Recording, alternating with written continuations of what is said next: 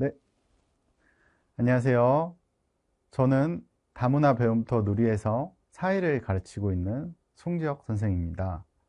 오늘 여러분들과 함께 고졸 검정고시 사회 출제 경향 및 학습 전략에 대해서 수업을 진행하도록 하겠습니다. 이번 수업을 통해서 여러분들이 어떻게 사회 공부를 하고 어떻게 효율적으로 공부를 해서 고득점을 맞을 수 있는지 최근 사회 출제 경향과 학습 전략을 통해서 알아보도록 하겠습니다. 일단 저희 사회 검정고시의 기본 구조부터 보도록 하겠습니다. 우리 고졸 과정은 국영, 수를 비롯한 총 6과목이 필수 과목이죠. 그 중에서 사회도 필수 과목에 포함됩니다. 근데 우리 국어, 영어, 수학 너무 어렵잖아요. 이거 100점 맞는 것보다 사회 100점 맞는 게 훨씬 더 쉽거든요. 그래서 우리는 이 사회 시험에 집중을 해야 합니다. 자, 보통 사회 수업은요 4교시에 진행이 되는데요 12시부터 12시 30분까지 30분 동안 시험을 치르게 됩니다. 출제 문항 수는요 총 25문제고요 한 문제당 4점. 그러니까 중요하지 않은 문제가 없어요. 한 문제를 틀리면은 점수가 큰 폭으로 떨어지기 때문에 전체적으로 고득점을 획득하기 위해서는 한 문제 한 문제가 굉장히 소중한 과목입니다. 자, 출제 범위는요 우리 1호 개정 교육과정 통합사의 전 범위고요. 자, 합격 기준은요 각 과목을 100점 만점으로 해서 전 과목 평균 60점이어야 됩니다. 근데 여러분들도 아시겠지만 우리 조금 좋은 제도가 있죠. 시험 성적 60점 이상인 과목에 대해서는 과목 합격을 인정하고 있습니다. 그렇다 보니까 사회는 한 번만 공부해 놓으면 최소 과목 합격은 할 수 있는 그런 과목이에요.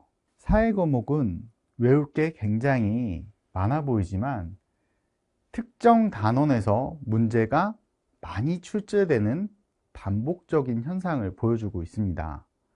그래서 다음 페이지에서는 우리 어떤 단원에서 문제가 많이 나오는지 알아보도록 합시다. 최근 5개년 출제 문항수를 분석을 했는데요. 우리 2021년부터 2025년까지 5개년 동안 어떤 단원에서 문제가 많이 나왔는지 한번 살펴보도록 하겠습니다. 자, 우리 첫 번째 인간, 사회, 환경과 행복. 자, 이 단원에서는 사실상 문제는 많이 나오진 않아요. 근데 대부분 이 단원은 우리 1번 문제,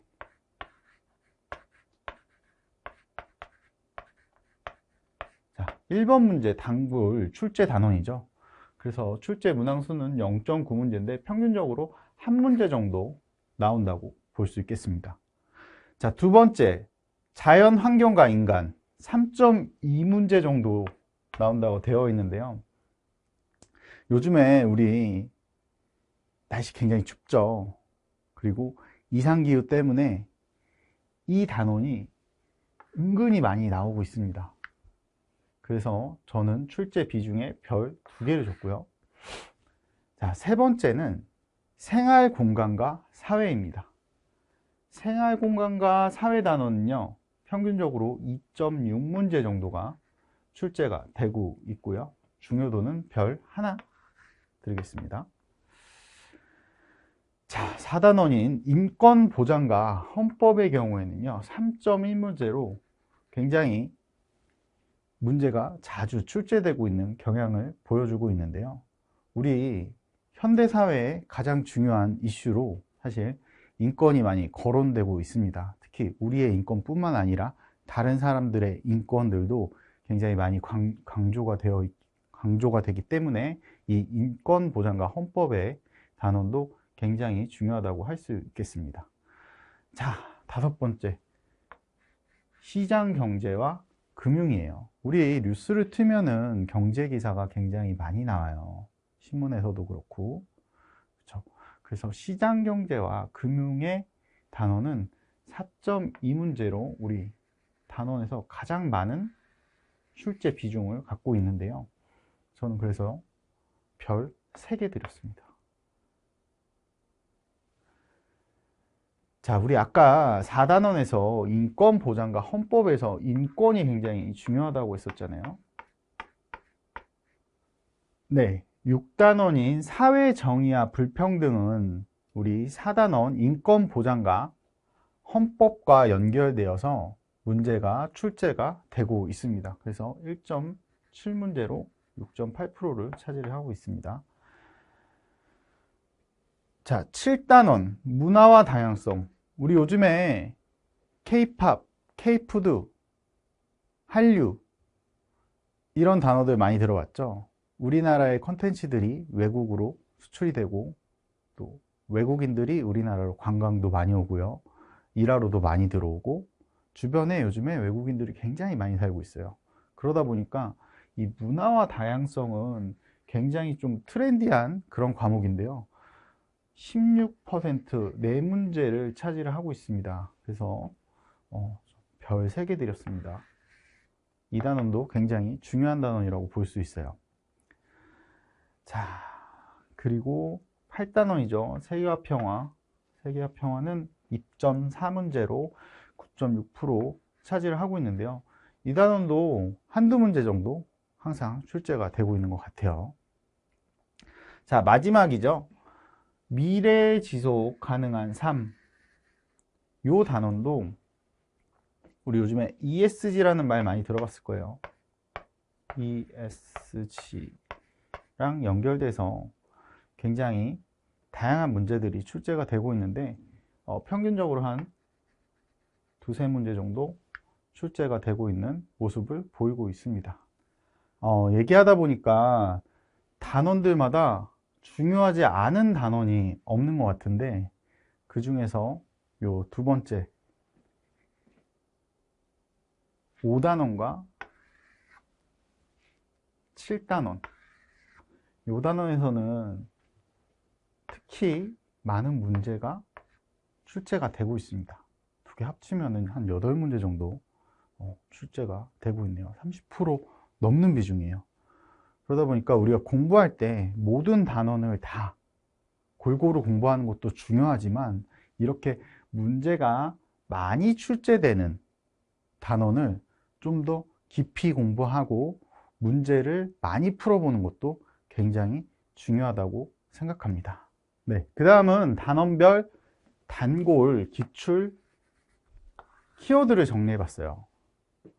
우리 아까 1단원 인간, 사회, 환경과 행복 1단원은요 1번 문제에서 많이 나온다고 말씀드렸죠.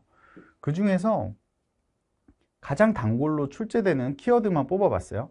시민 참여, 삶의 질, 정주 환경, 행복한 삶을 위한 조건 이런 단어들이 많이 출제가 되고 있고요. 특히나 이 행복한 삶을 위한 조건 4가지. 첫 번째는 질 높은 정주 환경이죠. 두 번째는 뭐죠? 경제적 안정이에요. 세 번째는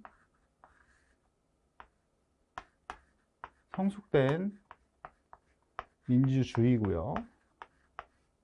네 번째는 도덕적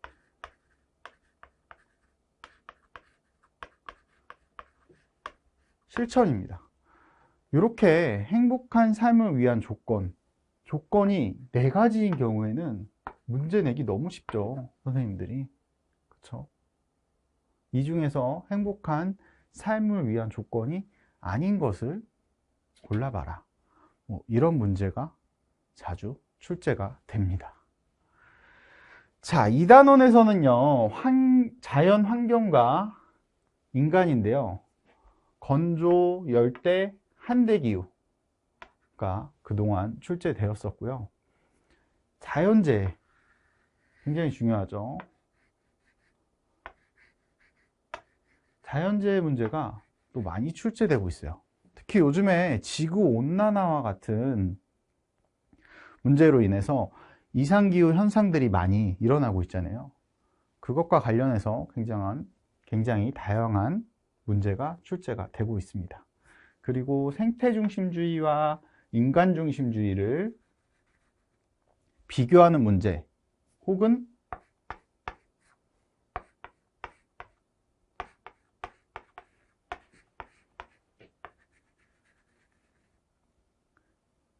이 개념과 사상가를 연결짓는 문제들이 출제가 되고 있습니다.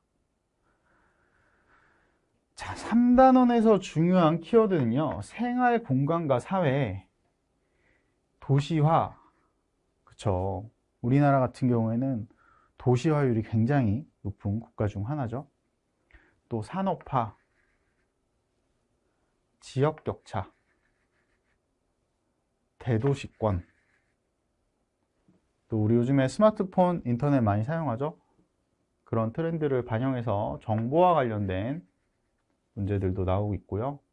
또 우리는 정보를 쉽게 획득하고 이용을 하고 있지만 그렇지 못한 세대들도 많이 있습니다. 그로 인한 정보 격차에 대한 문제들도 많이 출제가 되고 있어요. 자, 4단원 인권 보장과 헌법에서는요, 우리 가장 중요한 인권, 그리고 우리 인권을 헌법에서는 기본권이라고 표현하죠. 기본권, 또 사회적 소수자, 그리고 입법, 사법, 행정의 권력 분립, 그리고 가장 최상위의 법이죠. 헌법. 이런 키워드들이 출제가 되었습니다. 자, 5단원 시장경제와 금융에서는요, 수요 공급의 법칙, 그리고 가격의 기능, 경제 주체, 경제 체제, 예금, 적금, 대출, 카드와 같은 금융 자산에 대한 문제들도 출제가 되고 있습니다. 자, 그리고 6단원 사회정의와 불평등에서는요, 사회불평등, 사회복지제도, 분배적 정의의 문제가 출제가 되었습니다. 자, 7단원 문화와 다양성, 요즘에 굉장히 트렌디한 단원이라고 했죠. 그래서 각 지역의 문화권, 또 문화 변동 요인, 문화를 이해하는 태도, 다문화 사회, 다문화 정책 등의 문제들이 출제가 되었네요. 자, 8단원입니다. 세계와 평화. 세계와 평화. 이 8단원은 사실 지금까지는 많이 출제되진 않았어요. 근데 제가 예측하기로는 앞으로는 굉장히 좀 많이, 특히 26년도에는 이 세계와 평화 단원에서 많이 출제되지 않을까 조심스럽게 예상하는 단원이고요. 그동안은 세계화나 공정무역, 비정부기구, NGO와 같은 비정부기구, 국제기구, 이런 키워드들이 출제가 되었습니다. 자, 마지막으로 9단원이요. 미래와 지속 가능한 삶. 이 단원에서는 고령화나 저출산, 환경윤리, 자원편제, 지속가능한 발전이라는 키워드들이 출제가 되었습니다. 지금까지 우리 단골로 출제되는 키워드에 대해서 알아봤는데요. 자, 그러면은 26년 검정고시 사회는 어떻게 공부해야 우리 만점을 받을 수 있을까요? 자, 우리 책 앞부분에도 잘 설명을 해놨는데요. 자, 우리 사회 과목은요, 용어가 제일 중요합니다. 용어가 제일 중요해요. 우리 아무리 공부를 많이 했는데 시험 문제를 딱 받아들었어. 근데 이 말이 무슨 말인지 모르겠어. 그러면은 문제를 풀 수가 없죠. 그래서 우리 용어는요, 보기에서 헷갈리지 않도록 따로 정리를 해야겠습니다. 자, 그리고 용어와 더불어 가장 중요한 게 또 개념이죠. 정확하게 이해를 해야 돼요. 특히 사회 문제 같은 경우에는 두 가지 개념을 놓고 비교하는 문제들도 많이 출제가 되기 때문에 하나의 개념을 정확하게 이해하고 있다고 하면 그 다른 개념을 모른다고 해도 그 내가 정확히 아는 그 개념을 대입해서 문제를 풀 수 있거든요. 그렇기 때문에 개념을 이해하는 것도 굉장히 중요합니다. 자, 세 번째는, 이건 제가 제일 중요하게 생각하는 건데요. 기출문제를 반복해서 풀어보는 거예요. 나는 용어나 개념 정리가 끝나고 나서 문제를 풀 거야 라고 하는 학생들이 있어요, 분명히. 근데 아까 봤다시피 사회도 단원이 굉장히 많고 전체 단원이 다 중요하다 보니까 용어를 처음부터 정리하고 개념을 처음부터 다 정리한 다음에 암기하고 문제를 풀면 시간이 너무 많이 소요가 됩니다. 그렇기 때문에 우리 기출문제를 위주로 출제 방식을 파악하고요. 또 우리 위에서 공부한 용어나 개념을 적용해서 해석하는 능력이 굉장히 중요합니다. 그래서 저는 감히 추천드리는 방식인데요.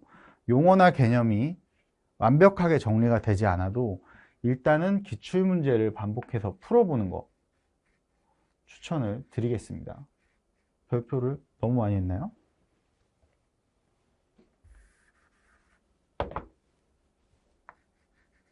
별표 3개 드릴게요.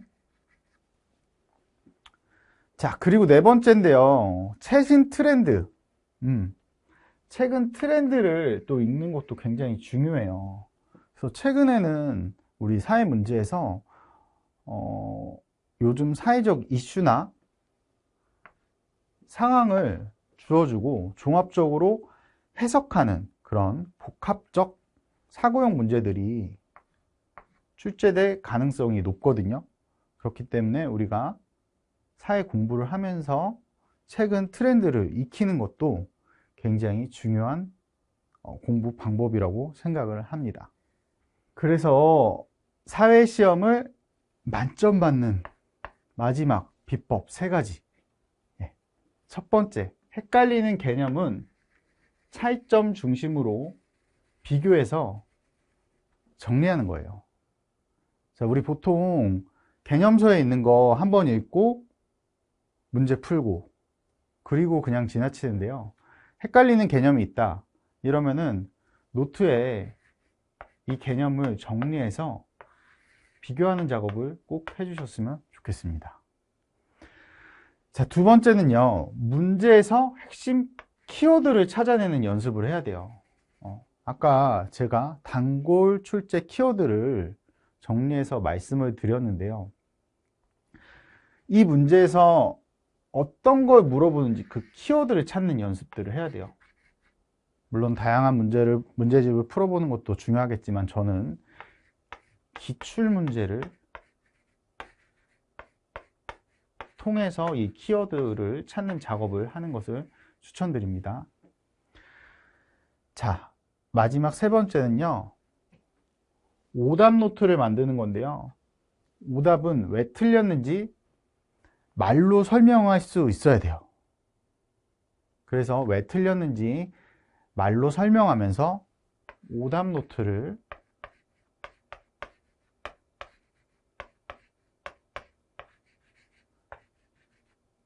만들면서 정리하면은 우리 모든 학생들이 저는 감히 말씀드리는데 꼭 만점을 받을 수 있을 거라고 감히 말씀드리겠습니다. 지금까지 출제 비중과 그리고 핵심 키워드에 대해서 얘기를 해봤고요. 우리가 26년도에 어떻게 공부를 하면은 사회 만점을 받을 수 있을지 정리를 해봤는데요. 자, 다음 강의에서는요, 25년도 1차, 2차 기출문제 풀이를 통해서 어떻게 공부를 하는지 좀 더 자세히 알아볼 수 있도록 하겠습니다.